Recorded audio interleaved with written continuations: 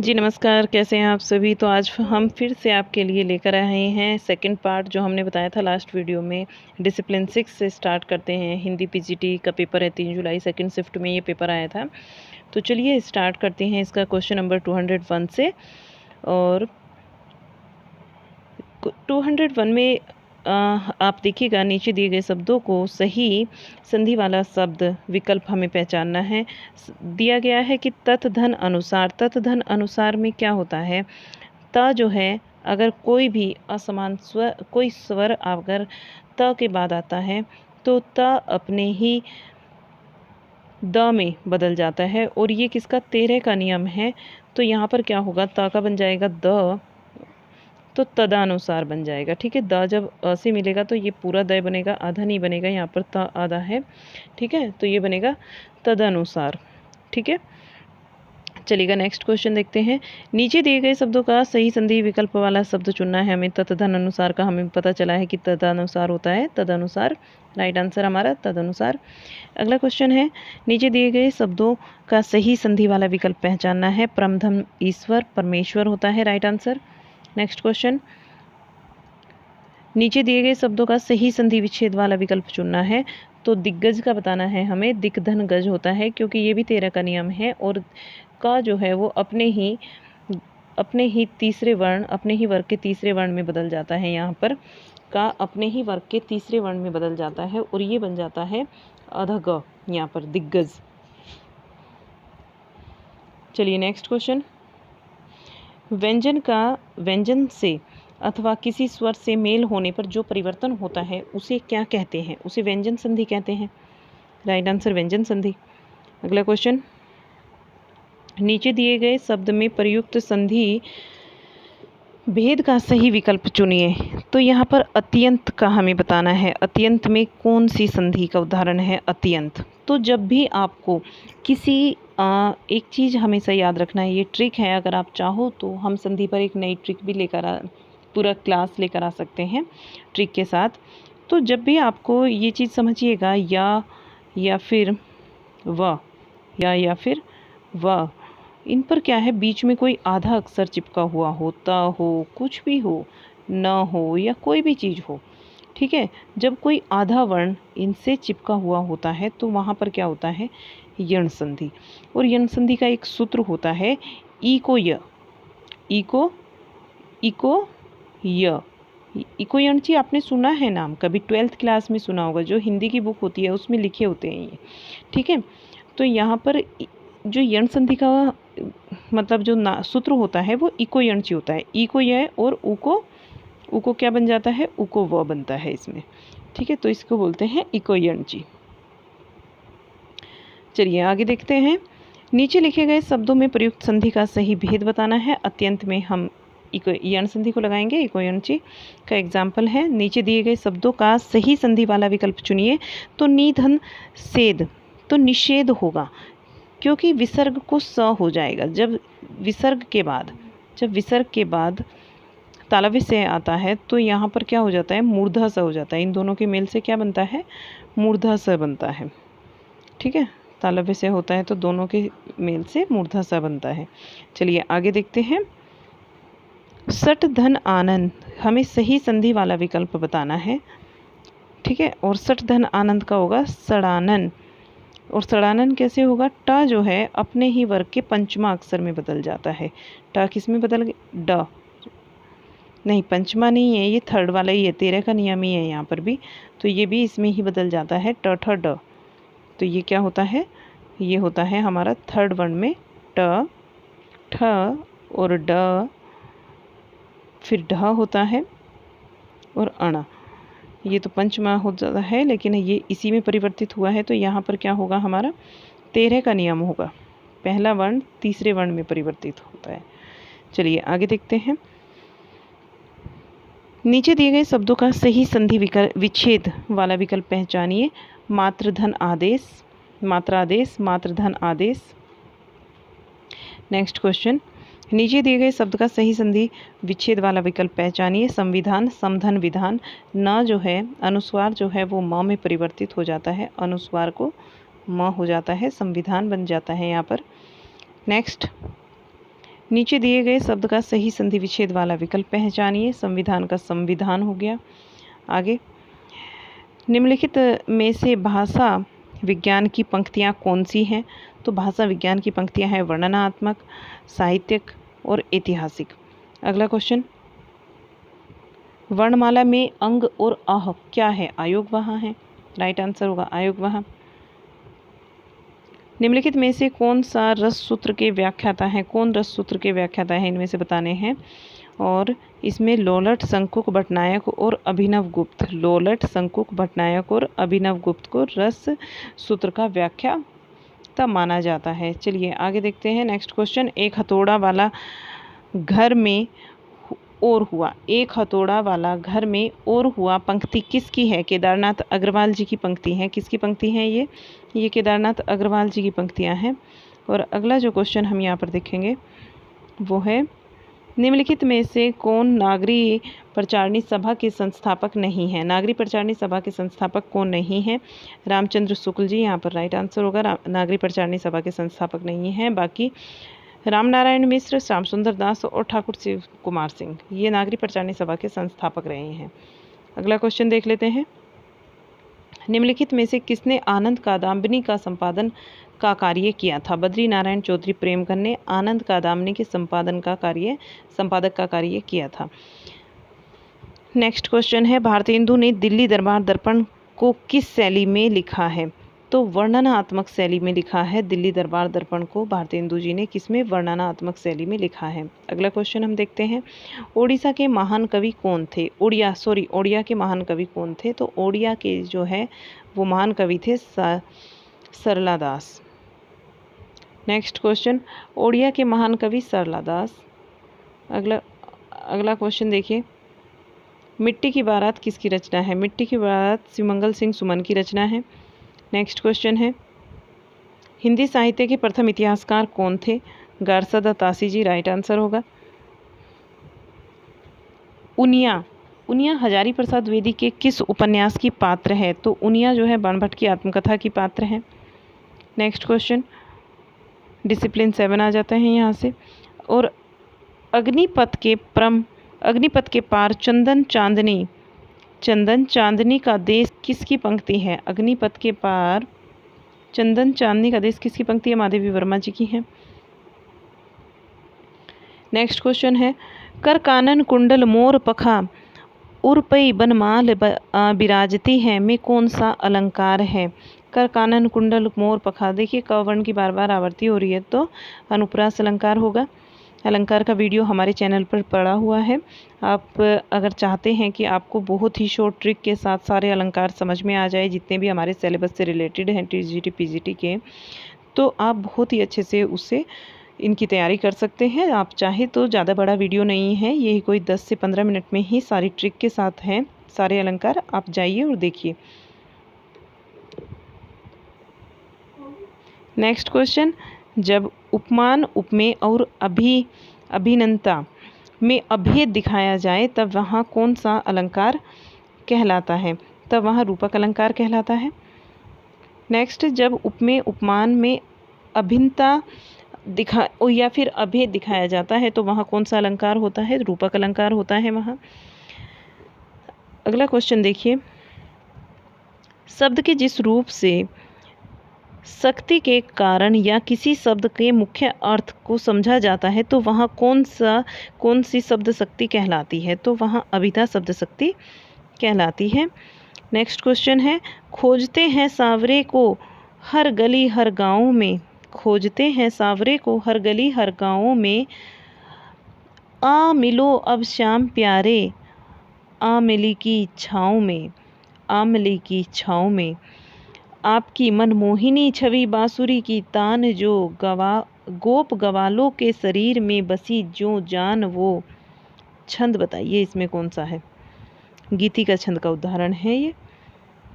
ठीक है, खोजते हैं सावरे को ये कर चुके हैं, गीति का छंद का एग्जाम्पल है। चलिए आगे, जो अलंकार शब्द और अर्थ दोनों पर आधारित रहकर दोनों में चमत्कार करते हैं वहाँ कौन सा अलंकार होता है? तो उभय अलंकार होते हैं वे, जो शब्द और अर्थ दोनों के आधार पर चमत्कार को उत्पन्न करते हैं, उभय अलंकार।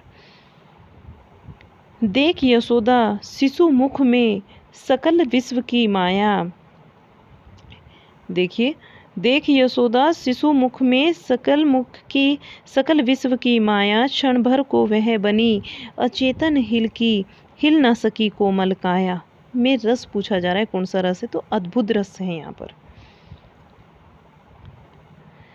चिरजीवो जोरी जुरे क्यों ना स्नेह गंभीर, को घाटी के ये व्रस भानु वे हलधर के वीर। में कौन सी शब्द शक्ति है? में कौन सी शब्द शक्ति है यहाँ पर? शब्द शक्ति हमें बतानी है, तो शब्द शक्ति है शाब्दी व्यंजना। ठीक है, शाब्दी व्यंजना शब्द शक्ति है। शब्दों के हेर फेर किया जा रहा है, शब्दों के अर्थ को समझना है, तो शाब्दी व्यंजना। ठीक है। कृष्ण गीतावली के रचयिता कौन है? कृष्ण गीतावली किसकी रचना है? तुलसीदास जी की रचना है। अगला क्वेश्चन होगा, रही खरती हाय सूल सी पीड़ा उर्मे दशरथ के। खरती है, रही खरती हाय सूल सी पीड़ा उर्मे दशरथ के। ग्लानि त्रास वेदना विमंडित शाप कथा वे कहन ना सके। में कौन सा रस निहित है? रस पूछा गया है, करुण रस निहित है यहाँ पर, कि उनका मुख भर जाता है दुख के कारण, कि फिर वे अपने शब्दों को भी नहीं कह पाते। यहाँ नेक्स्ट क्वेश्चन है, सागर सा गंभीर हृदय हो गिर सा ऊंचा हो जिसका मन। में कौन सा अलंकार है? देखिए, सागर सा गंभीर हृदय, सा आ गया। इन चीज़ों को समझिएगा, ये बहुत छोटी छोटी सी ट्रिक हैं जो हमने अपने अलंकार वाले क्लास में आपको बताई है। यहाँ देखिए, इसी से आप पहचान लोगे कि पूरा वाक्य क्या है, क्या इसमें लिखा गया है और किस अलंकार का ये एग्जाम्पल है। उपमा अलंकार यहाँ होगा। अर्थ को भी आपको समझने की ज़रूरत नहीं है कि क्या कहा जा रहा। सागर सा गंभीर हृदय, हमें पता चल गया कि यहाँ पर उपमा अलंकार होगा। नेक्स्ट हम देखते हैं अगला क्वेश्चन, वह आता दो टुक कलेजे के करता, पछताता पथ पर आता, पेट पीठ दोनों मिलकर है एक चाल में लकुटिया टेक। मुट्ठी भर दानों को भूख मिटाने को, मुट्ठी मुँह फटती पुरानी झोली का फूल फैलाता। दो टुक कलेजे के करता, पछताता पथ पर आता। इसमें हमसे क्या पूछा जा रहा है? इसमें कह रहे हैं कि कौन सा छंद है, हमें छंद बताना है। तो ये मुक्त छंद का जो है उदाहरण है। नेक्स्ट देखिएगा क्वेश्चन, अगला है 233। मधुकण किसका काव्य संग्रह है? मधुकण काव्य संग्रह बताना है, किसका है? भगवती चरण वर्मा जी का मधुकण काव्य संग्रह है। अगला क्वेश्चन, भगवती चरण वर्मा यहाँ सही आंसर होगा। और अगला क्वेश्चन हम देख लेते हैं, आधुनिक छपाई तकनीक का आविष्कार किसे माना जाता है? आधुनिक छपाई तकनीक का आविष्कार जॉन गुटेनबर्ग को माना जाता है। जॉन गुटेनबर्ग यहाँ सही आंसर होगा। ठीक है, चलिएगा आगे देखते हैं। उपभोक्ता के मन में आकर्षण पैदा कर अपनी पीठ के लिए कौन सा ज्ञापन होता है?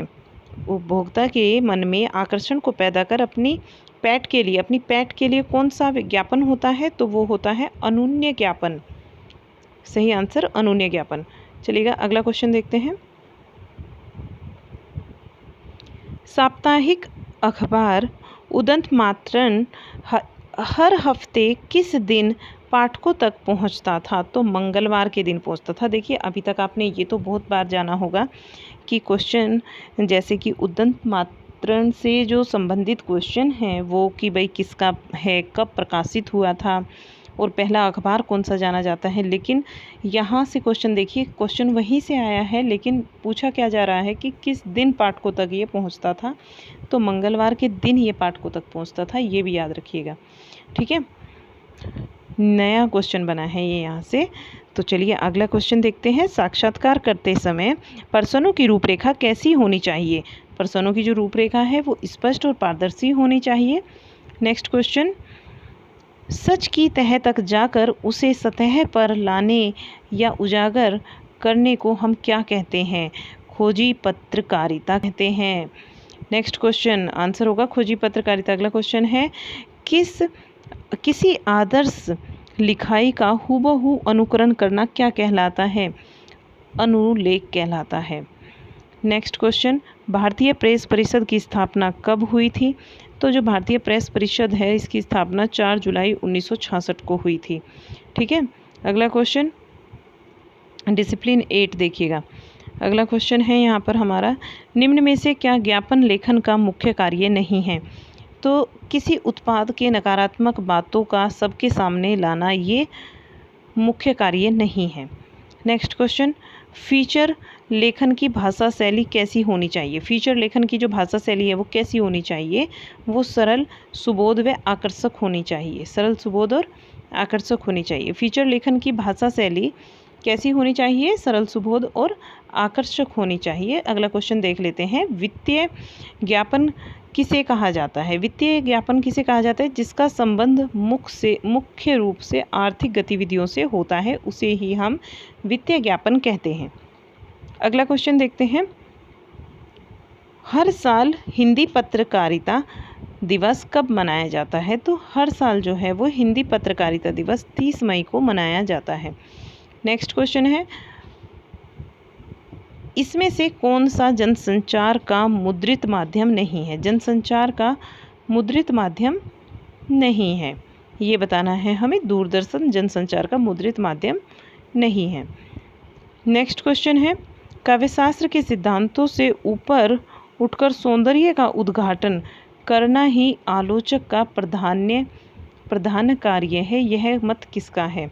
आचार्य नंदुलारे वाजपेयी जी का यह कथन है। अगला क्वेश्चन, अंधा युग किस नाटक की विधा के अंतर्गत आता है? अंधा युग किस नाटक की विधा के अंतर्गत आता है? गीति नाट्य के अंतर्गत आता है।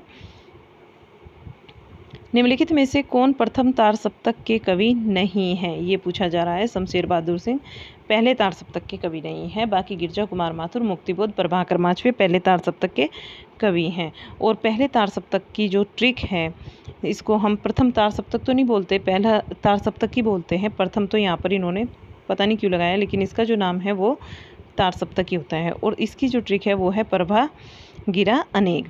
ठीक है, क्या ट्रिक है इसकी? प्रभा गिरा अनेक। ठीक है, इसमें इसके जितने भी कवि हैं वो सारे आ जाते हैं, तो आप इससे भी याद कर सकते हैं। गिरा से होता है गिरजा कुमार माथुर, मुक्ति से होता है मुक्तिबोध, प्रभा से प्रभाकर माचवे। तो ऐसे करके भी आप पूरा याद कर सकते हैं। चलिएगा आगे देखते हैं। भाषा विज्ञान अध्ययन के लाभ से संबंधित निम्नलिखित विकल्पों में से कौन सा विकल्प गलत है? भाषा विज्ञान अध्ययन के लाभ से संबंधित निम्नलिखित विकल्पों में से हमें गलत विकल्प को बताना है। ठीक है, तो विदेशी भाषाओं को अनदेखा करने में सहायता, ये गलत विकल्प है। सही क्या क्या है पढ़ लीजिए। अपनी चिर परिचित भाषाओं के विषय में जिज्ञासा की तृप्ति या फिर शंकाओं का निर्मूलन करना, विश्व के लिए एक भाषा का विकास करना, और ऐतिहासिक तथा प्राग ऐतिहासिक संस्कृति का परिचय। ये तीनों जो है हमारे ठीक हैं, लेकिन जो गलत है वो है ये 4 वाला। तो यहाँ देखिएगा अगला क्वेश्चन, प्रगतिशील साहित्य की समस्याएं निबंध संग्रह के लेखक कौन है? प्रगतिशील जो साहित्य है इसकी समस्याएं व निबंध संग्रह के लेखक रामविलास शर्मा जी हैं। अगला क्वेश्चन है, नवगीत के प्रवर्तन का श्रेय किसे दिया जाता है? नवगीत के प्रवर्तन का जो श्रेय है वो राजेंद्र प्रसाद जी को जाता है। नेक्स्ट क्वेश्चन, अन है मेरे शब्द किस कवि की कृति है? अन है मेरे शब्द ये एकांत श्रीवास्तव जी की कृति है। पूर्व मध्यकाल का दूसरा नाम क्या है? पूर्व मध्यकाल का दूसरा नाम है भक्ति काल। और पूर्व मध्यकाल नाम किसने दिया था? आचार्य हजारी प्रसाद द्विवेदी जी ने। और जी इसको जो मध्यकाल नाम दिया, भक्ति काल नाम दिया है, भक्ति काल, पूर्व मध्यकाल को भक्ति काल नाम किसने दिया था? भक्ति काल दिया था आचार्य शुक्ल जी ने, आचार्य शुक्ल जी ने दिया था। ठीक है, भक्ति काल नाम। चलिए आगे देखते हैं। निम्नलिखित में से कौन सी आलोचना कृति विजयदेव नारायण शाही की है? तो जायसी विजयदेव नारायण शाही की आलोचनात्मक कृति है, वो है जायसी। ठीक है, राइट आंसर जायसी होगा। अगला क्वेश्चन, प्रथम तार सप्तक का संपादन कार्य किसने किया था? तो अज्ञे जी ने किया था। नेक्स्ट क्वेश्चन है, निम्नलिखित में से कौन सा करुण रस का विरोधी है? हास्य। करुण रस का विरोधी है हास्य। Next question, writing and defence पुस्तक किस आलोचक की है? राइटिंग एंड डिफेंस पुस्तक किस आलोचक की है? जाक देरिजा। ये किसकी है? जाक देरिजा के राइटिंग एंड डिफेंस पुस्तक किस आलोचक की है? आलोचक का नाम है जाक देरिजा। चलिएगा अगला क्वेश्चन, मैं कल्पना के सत्य को सबसे बड़ा सत्य मानता हूँ, कथन किसका है? सुमित्रानंदन पंत जी का है। कल्पना के सत्य को ही मैं सबसे बड़ा सत्य मानता हूँ, सुमित्रानंदन पंत जी कहते हैं। पुष्प की अभिलाषा किसकी है? माखनलाल चतुर्वेदी जी की है। नेक्स्ट क्वेश्चन, कबीरदास जी ने अपनी रचना में राम के जिस रूप का वर्णन किया है वे कैसे हैं? वे निर्गुण और निराकार राम हैं। कबीरदास जी, ये हो चुका निर्गुण और निराकार राम को इन्होंने माना है। डिसिप्लिन 9 आता है और क्वेश्चन नंबर हमारा होता है 261। चांद का मुंह टेढ़ा मुक्तिबोध की रचना है और इसका जो प्रकाशन वर्ष है वो हमने बताना है कि कौन सा है। ये है 1964 और मुक्तिबोध जी का जो पूरा नाम है वो गजानन माधव मुक्तिबोध है। निम्नलिखित में से कौन सी एक रचना हरिवंश राय बच्चन की नहीं है? ये बताना है। तो मधुशाला, सतरंगिणी, एकांत संगीत ये बच्चन जी की रचनाएं हैं, लेकिन +1 ये बच्चन की रचना नहीं है। अगला क्वेश्चन है, तुलसीदास कृत रामचरितमानस के कांडों का सही क्रम बताइए। बालकांड, अयोध्याकांड, अरण्यकांड और किष्किंधाकांड ये हमारा सही आंसर होगा। बालकांड, अयोध्याकांड, अरण्यकांड, किष्किंधाकांड और जो कौन से कांड बचे हैं? सुंदरकांड और लंकाकांड। ठीक है, सुंदरकांड और लंकाकांड। चलिएगा आगे देखते हैं। एक उत्तरकांड भी आता है, किष्किंधाकांड, सुंदरकांड, उत्तरकांड और लंकाकांड। चलिए अगला क्वेश्चन देख लेते हैं। तुलसीदास कृत निम्न पंक्तियों में किसका वर्णन किया गया है? जय बिनु देही नदी बिनुकारी, जय बिनु देही नदी बिनुकारी, तसई नाथ पुरुष बिनु नारी, बिन नारी। ठीक है, पति पत्नी के संबंध का यहाँ पर वर्णन किया गया है। किसका वर्णन किया गया है? तो पति पत्नी के संबंध का वर्णन किया गया है। आगे देखिए, निशा निमंत्रण नामक काव्य संग्रह हरिवंश राय बच्चन जी ने कौन सी स्थिति में लिखा था? तो नितांत एकाकीपन में लिखा था। नितांत एकाकीपन की अवस्था में इन्होंने ये लिखा था, निशा निमंत्रण। अगला क्वेश्चन देखिएगा, 1991 में गिरिजा कुमार माथुर को अपनी किस कविता संग्रह के लिए हिंदी का प्रथम साहित्य अकादमी पुरस्कार दिया गया? तो मैं वक्त के हूँ सामने के लिए गिरिजा कुमार माथुर को 1991 में साहित्य अकादमी पुरस्कार मिला था। ठीक है, मैं वक्त के हूँ सामने इंपॉर्टेंट रचना है इनकी। निम्नलिखित पंक्तियाँ किस कवि की है? तो मैया कभी बढ़ेगी चोटी। कान्हा जी पूछते हैं अपनी यशोदा माता से कि मैया कभी बढ़ेगी चोटी, कति बार मोही दूध पियत भई, यह अजहू है छोटी। मैं कितनी बार तो दूध पीता हूँ लेकिन भाई की जितनी बड़ी नहीं होती है, ये तो आज भी छोटी है। तो ये पंक्ति पूछा गया किसकी है? और कान्हा जी यशोदा मैया पर सूरदास जी ने रचनाएं लिखी हैं, सूरदास जी की है। अगला क्वेश्चन देखिएगा, महादेवी वर्मा की कविता अग्निरेखा में किसे प्रतीक मानकर रचनाएं की गई हैं? तो रचनाएं यहाँ पर किसे प्रतीक मानकर लिखी गई हैं? दीपक को प्रतीक मानकर लिखी गई हैं अग्निरेखा में। अगला क्वेश्चन है, पंत की निम्नलिखित काव्य रचनाओं को सही क्रम में लगाइए। पंत जी की क्रम में लगानी है रचनाएं, तो पल्लव, गुंजन, युगांत और ग्राम्या, इनका सही क्रम होगा पल्लव, गुंजन, युगांत और ग्राम्या। अगला क्वेश्चन देखिए, भवानी प्रसाद मिश्र की कविता सतपुड़ा के जंगल में किसका वर्णन किया गया है? ये पूछा गया, सतपुड़ा के जंगल में किसका वर्णन किया गया है और रचना किसकी है? भवानी प्रसाद मिश्र जी की है। तो एक अछूती प्रकृति की सुंदर दुनिया, एक अछूती प्रकृति की सुंदर दुनिया सही आंसर इसका है, एक अछूती प्रकृति की सुंदर दुनिया। चलिए अगला क्वेश्चन। अब यहाँ पर एक पैराग्राफ आ जाता है और ये पैराग्राफ पढ़ना है, इसके बाद हमें इसी से आंसर निकालने हैं। तो चलिए पैराग्राफ को पढ़ लेते हैं यहाँ पर। चलिएगा, क्वेश्चन नंबर यहाँ पर जो 271 है, 271 टू 75 तक यहाँ से हमें करने हैं। ज़रूरत इस बात की है कि हमारी शिक्षा का माध्यम भारतीय भाषा या फिर मातृभाषा हो, जिसमें राष्ट्र के हृदय, मन, प्राण और सूक्ष्मतम तथा गंभीर संवेदन मूर्खित हों, और हमारा पाठ्यक्रम यूरोप तथा अमेरिका के पाठ्यक्रम पर आधारित न होकर अपनी सांस्कृतिक परंपराओं और आवश्यकताओं का प्रतिनिधित्व करे।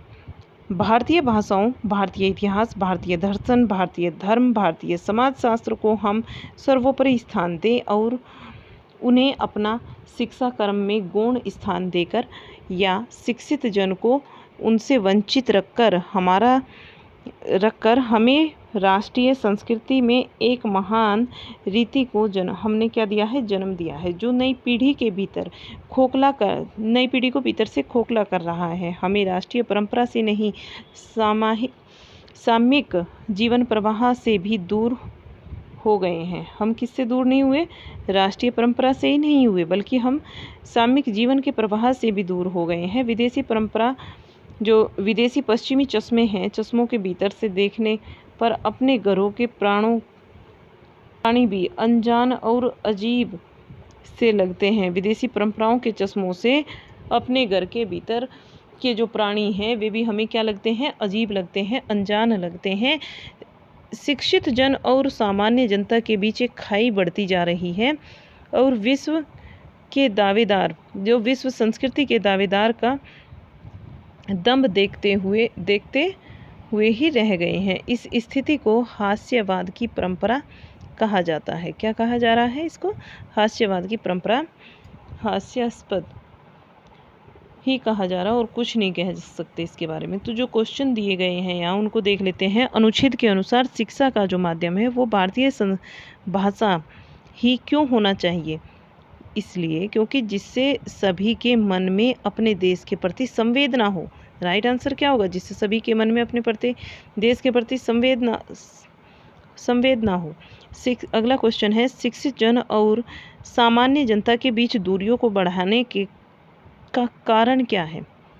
दूरियों को बढ़ाने का कारण है अपने ही लोगों को देखने के लिए विदेशी पश्चिमी नजरिए का उपयोग करने के कारण। राइट आंसर होगा इसका। अगला क्वेश्चन, अनुच्छेद के अनुसार किस स्थिति को हास्यास्पद कहा गया है? जो आपसी रिश्ते अच्छे नहीं हैं और विश्व संस्कृति के दावेदार होने का दंभ भरना। आपसी रिश्ते अच्छे नहीं हैं और विश्व संस्कृति के दावेदार होना का दम भरना, ये क्या है? सही आंसर होगा। अगला क्वेश्चन देखिए, दिए गए विकल्पों में से कौन सा दंभ का समानार्थी शब्द नहीं है? तो दंभ का क्या नहीं है? घमंड भी होता है, अहंकार भी होता है और गर्व भी होता है। लेकिन इन्होंने नहीं में पूछा तो कयास नहीं होता, कयास नहीं लगाए जाते उसमें। दिए गए अनुच्छेद का सटीक शीर्षक लिखिए। सटीक शीर्षक इसमें क्या होगा? शिक्षा का माध्यम, शिक्षा का माध्यम। चलिए आगे देखिए, यहाँ अब देखिएगा यहाँ से क्वेश्चन नंबर 276 से लेकर 280 तक एक पैराग्राफ है, उसी से हमें कुछ क्वेश्चनों को निकालना है। ना छोड़ो मुझे मैं सताया गया हूँ, इस पैराग्राफ को देखिए आप, मैं थोड़ा इसको जूम कर देती हूँ, आप भी पढ़िएगा, ठीक है? अब पढ़िए इसको। ना छोड़ो मुझे मैं सताया गया हूँ, हंसते हंसते रुलाया गया हूँ। सताए हुए को सताना बुरा है, त्रसित को तरसाना, तरसा को बढ़ाना, तरसित की तरसा को बढ़ाना बुरा है। फिर कह रहे हैं क्या दान या भीख की संजोया नहीं हूँ, करूँ बात क्या दान भीख की, मैं संजोया नहीं हूँ लुटाया गया हूँ। मैं संजोया नहीं हूँ लुटाया गया हूँ। न स्वीकार मुझको निमंत्रण किसी का, अस्वीकार कब है निमंत्रण किसी का।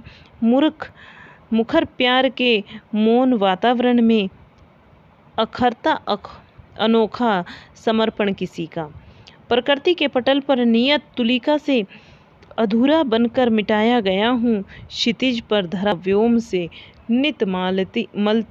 नित्य मिलती सदा चांदनी में चकोरी निकलती है। सदा चांदनी में क्या होता है, चकोरी निकलती है।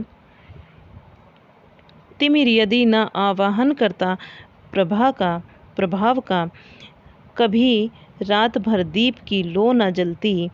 करो व्यंग मत व्यर्थ मेरे मिलन पर, मैं आया नहीं हूँ बुलाया गया हूँ। ना छोड़ो मुझे मैं सताया गया हूँ, ना छेड़ो मुझे मैं सताया गया हूँ। तो ये क्या कहना चाह रहे हैं, देखिए आपने पढ़ा होगा पैराग्राफ, अच्छे से देख लीजिए एक और बार। न छेड़ो मुझे मैं सताया गया हूँ, हंसते हंसते रुलाया गया हूँ। सताए हुए को सताना बुरा है, तरसित की तर्षा को बढ़ाना बुरा है। करूँ बात क्या दान या भीख की, मैं संजोया नहीं हूँ लुटाया गया हूँ। ना स्वीकार मुझको नियंत्रण किसी का, अस्वीकार कब है निमंत्रण किसी का।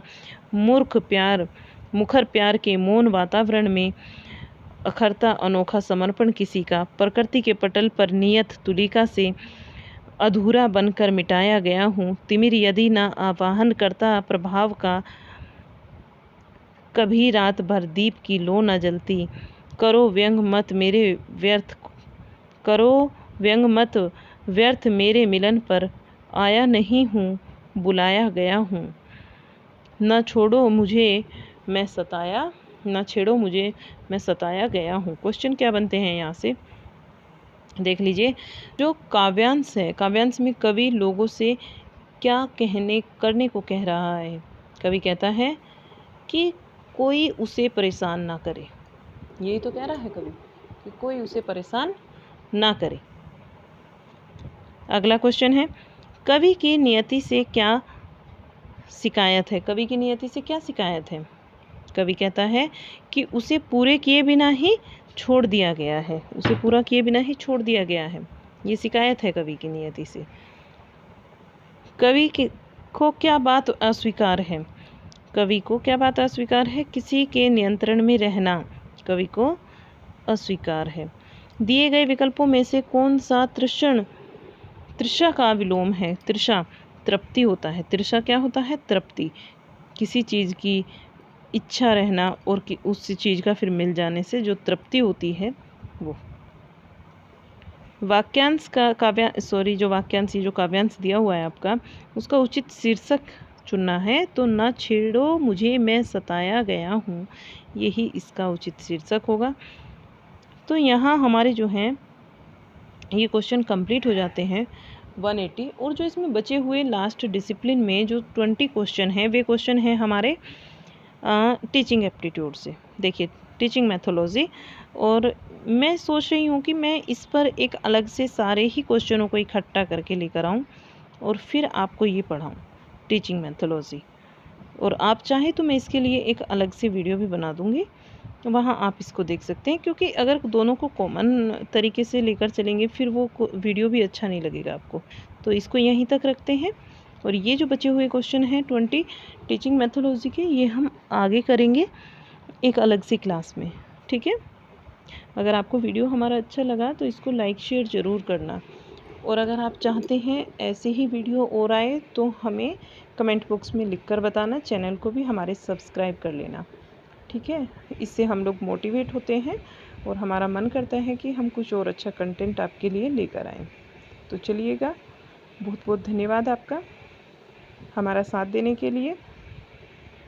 Okay, bye bye.